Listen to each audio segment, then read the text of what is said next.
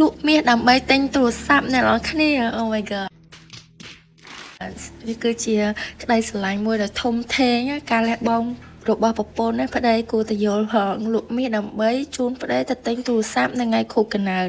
ដើម្បីទុកជាកាដូព្រោះរដងប្តីធ្លាប់ទៅទិញកាដូឲ្យប្រពន្ធមែនណាអញ្ចឹងក្នុងនាមខ្ញុំជាប្រពន្ធខ្ញុំបាននាំប្តីរបស់ខ្ញុំទៅទិញទូរស័ព្ទនៅមួយជួរមាត់ស្ទឹងអ្នកនរគ្នានៅហាង iBest បាត់ដំបងអ្នកនរគ្នាទៅបើកថ្មីហើយហាងហ្នឹងគឺមានរបស់ថ្មីទាំងរបស់ថ្មីទាំងរបស់មកទឹកអញ្ចឹង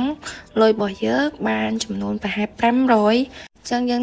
អាចទិញបានត្រឹមតែ14ទេអ្នកនរគ្នាអាផ្លេក2ណាគេហើយមើលទឹកមុខគាត់ទៅគឺថា happy in the world ហ្មងណាគឺថាសប្បាយពេលប្រពន្ធទិញឲ្យចឹង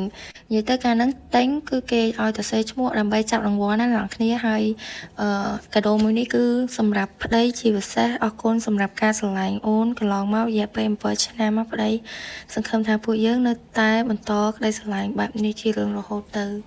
I love you ប្តី